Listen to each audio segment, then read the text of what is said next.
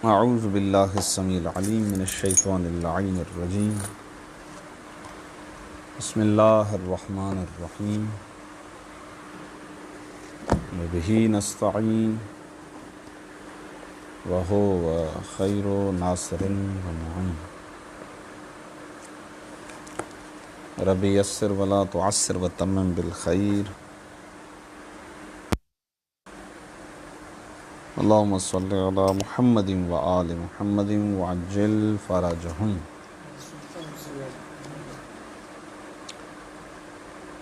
کتاب صرف میر میں ہماری گفتگو گزشتہ درس میں پہلے سبق کے سلسلے میں ہے، اور کل کلمہ اور اس کی اقسام کے بارے میں بحث مکمل کی تھی۔ آج دوسرے صفحے پر ہم آتے ہیں۔ اس صفحے پر فرماتے ہیں کہ تصریف کا لغوی معنی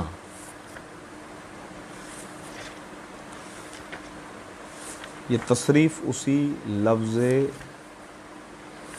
صرف جو استعمال ہوا شروع میں، ہیڈنگ میں لکھا ہوا نا، علم صرف کی تعریف،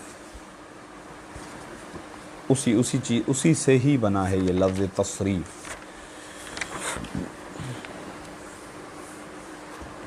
لہذا سب سے پہلے فرماتے ہیں کہ تصریف کا لغوی معنی یعنی ڈکشنری کے اندر، لغت کے اندر لفظ تصریف کو دیکھیں تو اس کا معنی ہے کسی چیز کو ایک جگہ سے دوسری جگہ یا ایک حالت سے دوسری حالت کی طرف پھیرنا۔ کسی بھی چیز کے اندر کوئی تغیر و تبدل، کوئی چینجز کرنا، اس کو تصریف کہتے ہیں۔ اب ہم آتے ہیں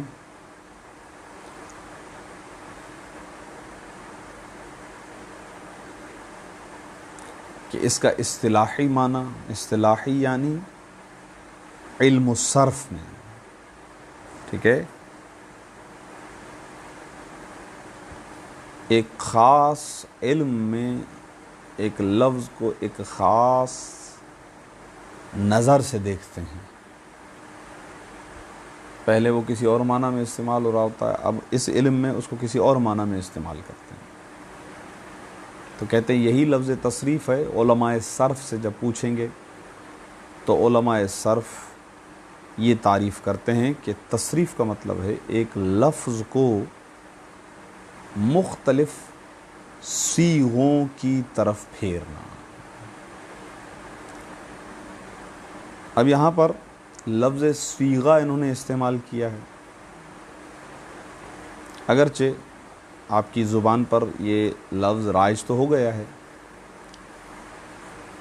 لیکن آپ یوں بھی کہہ سکتے ہیں کہ ایک لفظ کو مختلف لفظوں کی طرف پھیرنا، ایک لفظ کو مختلف شکلوں کی طرف پھیرنا،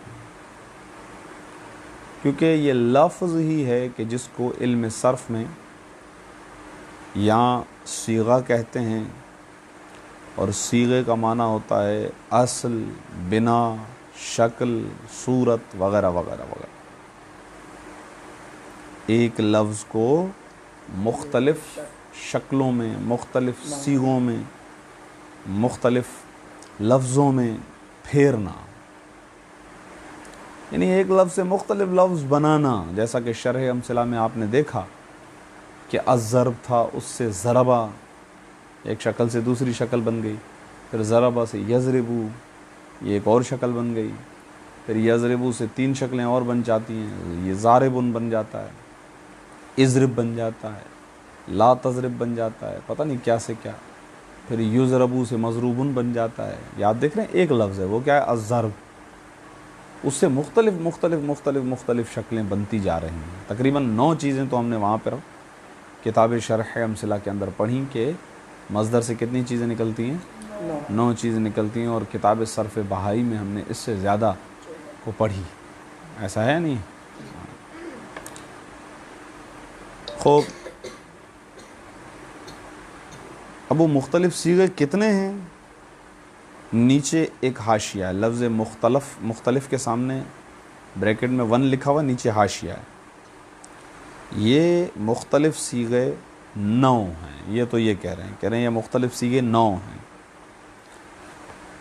ماضی اس کی مثال جیسے ضربا، مضارع جیسے یضربو، امر جیسے اضرب، نہی جیسے لا یضرب، اسم فاعل جیسے ضاربن، اسم مفعول جیسے مضروبن، اسم زمان و مکان جیسے مضربن، اسم آلہ جیسے مضرابن، صیغہ نو مصدر نو جیسے ضربتن، صیغہ مرہ جیسے ضربتن۔ تو یہ کتنے انہوں نے بتائے؟ 9۔ اگرچہ اگر آپ کو یاد ہو تو صرف بائی میں 17 تھے، یاد آئے؟ ایک مرتبہ پھر صرف بائی والی کتاب کہاں ہے؟ وہ ساتھ ہونی چاہیے، ٹھیک ہے؟ یہ کلاس کتاب کے ساتھ ہونی چاہیے، صرف امیر کی کتاب کے بالکل ساتھ رکھیں اس کو، کیونکہ بار بار حوالہ دیں گے تو ادھر دیکھیں، شرح امثلہ بھی ساتھ ہونی چاہیے، جو کتابیں پڑھی ہوئی ہیں وہ ساتھ ہونی چاہیے، واضح؟ ہاں۔ تو یہاں اس کتاب کے اندر یہ فرماتے ہیں کہ آگا وہ تقریباً 9 چیزیں ہیں کہ جو مصدر سے نکلتی ہیں، یعنی وہ ایک لفظ ہے، وہ ایک لفظ مصدر ہے جس سے یہ ساری چیزیں بنتی ہیں۔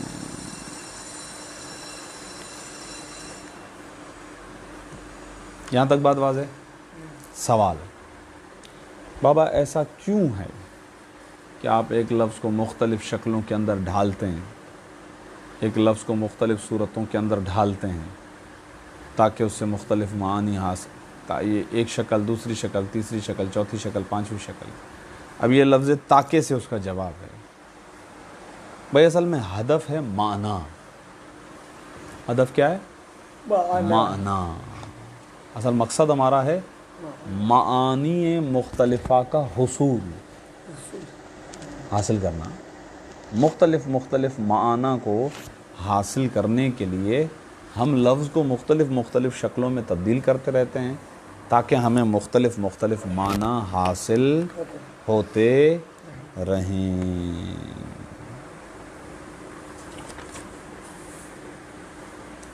پتہ نہیں ہے بات واضح ہو رہی ہے یا نہیں ہو رہی؟ اچھا،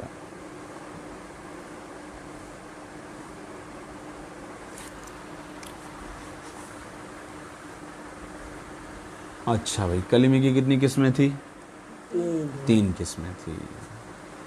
تو اب ایک ایک کر کے تینوں پر گفتگو کریں گے کہ تینوں میں تصریف ہوتی ہے یا نہیں ہوتی۔ سب سے پہلے آتے ہیں ترتیب کے مطابق اسم۔ کہہ رہے ہیں تصریف اسم میں کم ہوتی ہے، کم۔ 4 ہی صیغے بنتے ہیں اس کے، بس 4۔ ایک اس کا مفرد ہے، ایک اس کا تثنیہ ہے، ایک اس کی جمع ہے، اور ایک اس کا اسم مصغر ہے، یا اسم تصغیر کہہ لیجئے یا اسم مصغر کہہ لیجئے، بات ایک ہی ہے۔ تصریف اسم میں کم ہوتی ہے، جیسے رجلون، جیسے یہ ایک اسم ہے، ایک اسم ہے رجلون، اس سے اس کا تثنیہ بن جاتا ہے رجلانی۔ رجلن یعنی ایک مرد۔ اب اس کی شکل تھوڑی سی چینج کی، الف اور نون آخر میں جوڑ دیا، رجلانی، اسی سے ایک اور صیغہ بنا دیا، یعنی 2 مرد، اس کو تثنیہ کہتے ہیں۔ پھر آگے لکھا ہوا ہے رجالون، تھوڑی سی اور شکل تبدیل کر دی، صیغے کی تبدیلی کا، تصریف اسی کو کہتے ہیں نا، تبدیلی کو مختلف شکلوں میں ڈھالنا۔ تو یہ رجالون، یہ اس کا کیا ہو گیا؟ جمع۔ صحیح ہے؟ تھوڑا سا اور شکل چینج کر کے رجیلون، رجیلون کے لیے نیچے حاشیے میں لکھا ہوا ہے چھوٹا مرد، یعنی ان چاروں کا ٹرانسلیشن اس طریقے سے بیان کرتے ہیں، ایک مرد، دو مرد، زیادہ مرد اور چھوٹا مرد، کیونکہ رجیل اس میں تصغیر ہے، اس میں مصغر ہے۔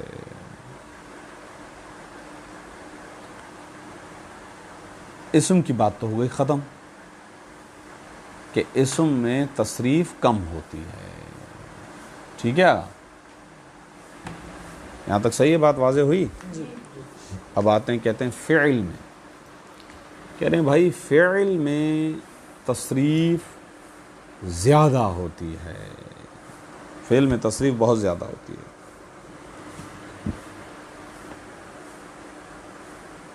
جیسے ضرب، ضربا، ضربو، ضربت، ضربتا، ضربنا، ضربتا، ضربتما، ضربتم، ضربتی، ضربتما، ضربتنا، ضربتو۔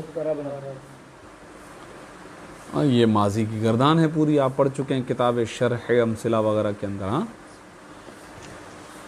بلکہ یہاں پر تھوڑی رکتی ہے، اور بھی آگے، یضربو، یضربان، یضربونا، تضربو، تضربان، یضربنا، تضربو، تضربان، تضربونا، تضربین، تضربان، تضربنا، اضربو، اور بھی آگے جاتی ہے بھائی، اضرب، اضربا، اضربو، لی یضرب، لا یضرب، لم یضرب، لا یضرب، حالیہ، دیکھ رہے ہیں آپ کتنی گردانیں ہوتی ہیں۔ تو فعل کی تصریف کو تو بریک ہی نہیں ہے، جاتی ہی جا رہی ہے، جاتی ہی جا رہی ہے، صحیح ہے نہیں ہے؟ تو آپ دیکھیں 14 اس کے صیغے بن گئے، 14 مضارع کے بن گئے، 14 امر کے بنتے ہیں، 14 نہی کے بنتے ہیں، کتنی گردان ہے، کتنی تصریف ہے، کتنی شکلیں بدل رہی ہیں۔ تو کلمے کی تینوں قسموں میں سے سب سے زیادہ جو تصریف ہوتی ہے وہ فعل کے اندر ہوتی ہے، ٹھیک ہے؟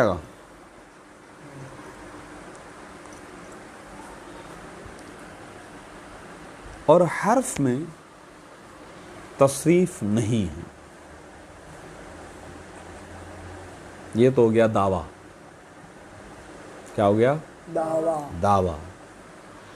کہہ رہے ہیں اسم میں بھی تصریف ہے، فعل میں بھی ہے، لیکن حرف میں تصریف نہیں۔ اب دلیل، کیونکہ اس میں تبدیلی ممکن نہیں ہے، اس میں تبدیلی ممکن نہیں ہے۔ تصریف کا کیا مطلب تھا؟ تبدیلی، یہی مطلب تھا نا، یاد نہیں؟ اوپر ہم نے پڑھا تصریف یعنی کیا مطلب؟ تبدیلی۔ تو اگر آپ ایک لحاظ سے دیکھیں، جو دعویٰ ہے وہی دلیل ہے۔ بھائی حرف میں تصریف کیوں نہیں ہے؟ کیونکہ اس میں تصریف نہیں ہے۔ ابے بھائی کیا بات کر رہے ہیں آپ؟ حرف میں تبدیلی کیوں نہیں ہوتی؟ کیونکہ اس میں تبدیلی نہیں ہوتی۔ ابے بھائی کیا بات کر رہے ہیں؟ بھائی آپ کھانا کیوں نہیں کھا رہے؟ کیونکہ میں کھانا نہیں کھا رہا۔ اس طرح تھوڑی ہوتا ہے۔ دعویٰ اور دلیل دونوں میں فرق ہونا چاہیے، دعوے اور دلیل کے اندر غیریت ہونی چاہیے، دعویٰ الگ چیز ہو، دلیل الگ چیز ہو۔ کہ کھانا کیوں نہیں کھا رہے تو کہا جائے گا بھوک نہیں ہے، یہ صحیح ہے، صحیح ہے نہیں ہے؟ یہ نہیں کہا جائے گا کہ بھائی کھانا کیوں نہیں کھا رہے؟ کیونکہ میں کھانا نہیں کھا رہا۔ ارے بھائی کیا بات کر رہے ہیں آپ؟ یہ تو ہو گیا دعویٰ، دلیل عین دعویٰ، دلیل وہی ہے جو دعویٰ ہے، تو اس کو عربی میں کہتے ہیں مصادرہ بمطلوب۔ کیا کہتے ہیں؟ مصادرہ بمطلوب۔ یہ مصادرہ بمطلوب لازم آ رہا ہے، یعنی جو آپ کا دعویٰ ہے وہی آپ کی دلیل ہے۔ تو یہ اعتراض کریں گے ہم مرحوم سید میر شریف جرجانی کی اس عبارت پر، بولیں گے جناب یہ جو آپ نے جملہ لکھا ہے اور حرف میں تصریف نہیں ہے کیونکہ اس میں تبدیلی ممکن نہیں ہے، یہ تو آپ کی بات ایسی ہے کہ گویا مصادرہ بمطلوب ہے، وہ جو آپ کا دعویٰ ہے وہی آپ کی دلیل ہے، دلیل عین دعویٰ ہے، تو یہ آپ کی عبارت پر اعتراض وارد ہو جائے گا۔ تو وہ جواب دیں گے، بولیں گے بھائی جان آپ نے دیکھا نہیں کہ ہم نے ادھر تصریف لکھا ہے ادھر تبدیلی لکھا ہے، یہ ہم نے سوچ سمجھ کے عبارت استعمال کی ہے، ایسے تھوڑی ہے۔ شروع میں ہم نے کیا لکھا ہے، اور حرف میں تصریف نہیں ہے، سوچ سمجھ کے لفظ استعمال کیا۔ بعد میں ہم نے لکھا تبدیلی ممکن نہیں ہے۔ ہماری مراد یہ ہے، پہلی مرتبہ جو ہم نے لفظ تصریف استعمال کیا ہے اس سے مراد ہے تصریف اصطلاحی۔ کیا مراد ہے؟ تصریف اصطلاحی۔ اور بعد میں جو ہم کہہ رہے ہیں تبدیلی ممکن نہیں ہے، اس سے مراد ہے تصریف لغوی۔ دو الگ الگ چیزیں ہیں بھائی، یار آپ کی بات کو ہم مان لیں گے، ہمیں ذرا کھل کے سمجھاؤ۔ تو کہیں گے بھائی بات یہ ہے، ہم آپ کو یہ بتلانا چاہ رہے ہیں کہ جس طرح اسم اس سے ایک اور لفظ بنا، اس سے ایک اور لفظ بنا، اس سے ایک اور لفظ بنا، یہ جو ہو رہا ہے نا اس کو کہتے ہیں تصریف اصطلاحی۔ فعل میں ضربا ضربا ضربو ضربت، یہ ہے تصریف اصطلاحی۔ ہم کہہ رہے ہیں کہ حرف میں اس طرح نہیں ہوتا، یعنی حرف کا لفظ ایک شکل سے دوسری شکل، دوسری سے تیسری شکل میں تبدیل نہیں ہوتا۔ اس کی وجہ یہ ہے کہ حرف ان چیزوں میں سے ہے، ان چیزوں میں سے ہے کہ جن کے اندر یہ امکان ہی نہیں ہے کہ وہ ایک حالت سے دوسری حالت میں یا ایک جگہ سے دوسری جگہ پر حرکت کر سکیں۔ لغوی، یہ نقطہ بہت اہم ہے۔ لہٰذا ہماری اس تعریف پر اور ہمارے اس جملے پر آپ کا اعتراض نہیں آ سکتا، کیونکہ پہلی مرتبہ جو ہم نے لفظ تصریف استعمال کیا ہے اس سے مراد تصریف اصطلاحی ہے، اور دوسری مرتبہ جو ہم نے لفظ تبدیلی استعمال کیا ہے وہاں پر ہماری مراد لغوی تصریف ہے۔ تو ہم کہیں گے کہ لفظ حرف مختلف صیغوں میں نہیں ڈھلتا، کیونکہ حرف ان چیزوں میں سے ہے کہ جن کی حالتیں بدلتی ہی نہیں ہیں، جو ایک جگہ سے دوسری جگہ حرکت ہی نہیں کر سکتا ہے، وہ تو جیسا ہے ویسا کا ویسا ہی رہے گا۔ سمجھ میں آ گیا تو بہت اچھی بات، نہیں سمجھ میں آیا تو بھی اچھی بات ہے،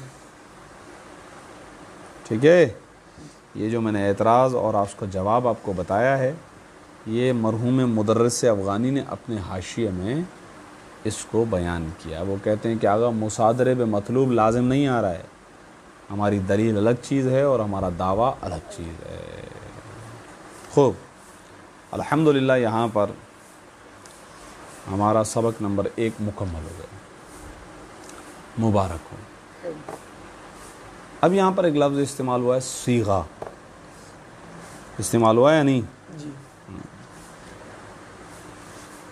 صیغہ کے بارے میں اگر آپ جا کر لغت میں دیکھیں گے تو صیغے کا معنی ہوتا ہے اصل، صیغے کا معنی ہوتا ہے بنا، بنیاد، اور علم صرف میں صیغے کا معنی ہوتا ہے ہیئت، شکل۔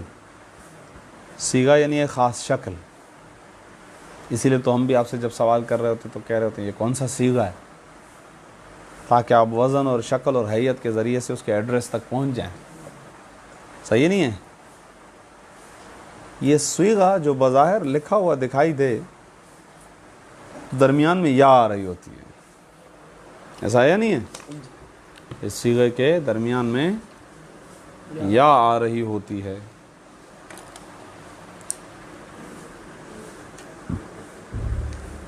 دکھنے میں ایسا ہے،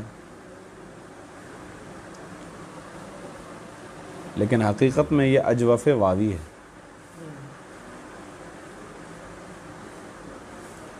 یہ ہے صبغتن، صحیح ہے؟ کیا ہے؟ صبغتن،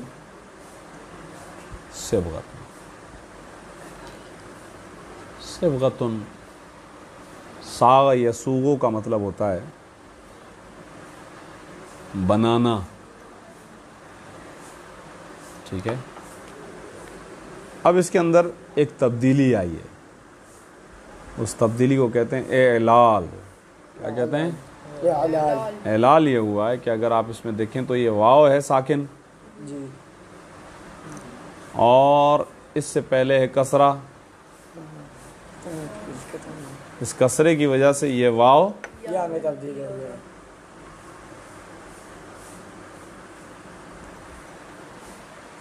صیغۃ. صحیح ہے, واضح ہو گئی بات. اب ہم آتے ہیں تمرین پر. سوال نمبر 1. جتنی بھی تمرینات اس کتاب کے اندر دی گئی ہیں آپ کو وہ تمرینات 100% حل کرنی ہے. 100%. واضح. پہلا سوال ہے عربی کے کلمات کی کتنی اور کون سی اقسام ہیں؟ ذہن بتائیں گے جی. شاباش. تو اس کا جواب بنے گا کہ عربی کے کلمات کی 3 قسمیں ہیں اور وہ یہ ہیں اسم, فعل اور حرف. پھر آئیے دوسرا سوال. تصریف کا لغوی اور اصطلاحی معنی. تصریف کا لغوی معنی ہے کہ ایک شکل سے دوسری شکل میں تبدیل کرنا, اور اصطلاحی معنی ہے کہ اس کو صیغوں میں یعنی صیغے بہت سارے معنی لفظوں میں بنانا, یعنی مختلف شکل دینا. جی آغا احتشام. لغوی اور اصطلاحی معنی.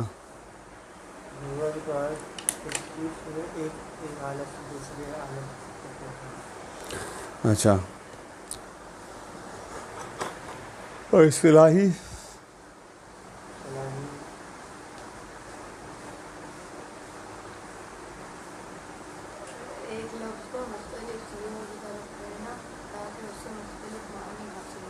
یہ ہو گیا اصطلاحی. فرق ہے لغوی میں ہے کسی بھی چیز کو ایک جگہ سے دوسری جگہ, ایک حالت سے دوسری حالت میں پھیرنا, یہ ہے لغوی. اصطلاحی میں ایک لفظ کو مختلف صیغوں میں پھیرنا. صحیح ہے, تاکہ مختلف معنی حاصل ہو سکے. حرف میں تصریف کیوں نہیں ہوتی؟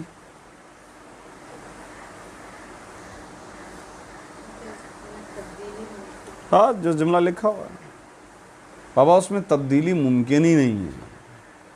وہ ان چیزوں میں سے ہے کہ جس کو ایک حالت سے دوسری حالت یا ایک جگہ سے دوسری جگہ میں حرکت نہیں دے سکتے. سب سے زیادہ تصریف کس میں ہوتی ہے؟ فعل میں تصریف ہوتی ہے سب سے زیادہ. اگرچہ یہاں پر میں نے نہیں بتایا ہے, لیکن آغا مرحوم مدرس نے حاشیہ لگایا ہے. انہوں نے بتایا کہ فعل میں تصریف کیوں زیادہ ہوتی ہے, وہ بتایا ہے انہوں نے. ابھی چھوڑ دیتے ہیں اس مطلب کو, بس ہم یہ ذہن میں رکھتے ہیں کہ سب سے زیادہ تصریف فعل میں ہوتی ہے. 5واں نمبر سوال ہے کہ مندرجہ ذیل افعال کے ماضی معلوم اور مضارع معلوم کی گردان کیجیے. صحیح ہے, تو انشاءاللہ آپ ان کی گردان کریں گے. نصر نصر نصر الی آخر, اس کا مضارع کیا بنے گا؟ ینصرو ینصرو ینصران ینصرون الی آخر. علم علم علم علمت الی آخر, اس کا مضارع یعلمو, ہاں یعلمو یعلمان یعلمون الی آخر. منع منع منعو الی آخر, مضارع یمنعو یمنعان یمنعون الی آخر. حسب حسب حسب الی آخر, مضارع یحسبو یحسبان یحسبون الی آخر. شرف شرف شرف شرفت الی آخر, مضارع یشرفو یشرفان یشرفون تشرفو تشرفان یشرفون الی آخر. ہی یہ گردان کرنی ہے, زبان پر ایک مرتبہ دوبارہ دہرانی ہے, ماضی اور مضارع, تاکہ آپ قسم کھا سکیں کہ تمرین ہم نے مکمل کی. 100% کہا ہے نا میں نے, 100%. مندرجہ ذیل الفاظ قرآنیہ میں کس طرح تصریف ہوئی ہے. اب یہ الفاظ قرآنی آ رہے ہیں کچھ، ان میں کس طریقے سے تصریف ہوئی ہے، اس سوال کو چھوڑ دیجیے گا. انشاءاللہ اس سوال کو کل ہم ایک ایک کر کے حل کریں گے، تاکہ کچھ اس کے اندر سوالات اس کتاب کے اندر اس طریقے سے ہیں کہ وہ تھوڑے سے سبق پڑھنے کے بعد ایسے سوالات لے کر آئیں جو سوالات آگے کے سبقوں سے تعلق رکھتے ہیں، یعنی ہونے چاہیے. یہ ہے اس کتاب کے اندر تھوڑا سا تمرین کے باب میں کچھ سوالات ایسے ہیں جو وقت سے پہلے آ جاتے ہیں، لیکن ایک لحاظ سے اچھا بھی ہے. تھوڑا سا ذہن ہلنا بھی تو چاہیے نا، یار یہ کہاں لکھا ہوا ہے، یہ کیسے ہوگا، یہ کیسے ہوگا، یہ تھوڑا سا ہونا بھی چاہیے نا ایسے. یہ چیز ہے چونکہ الفاظ قرآنی ہیں. تو انشاءاللہ یہیں سے سلسلہ گفتگو کل شروع ہوگا. وصلی اللہ علی محمد وآلہ الطاہرین. اللہم صلی علی محمد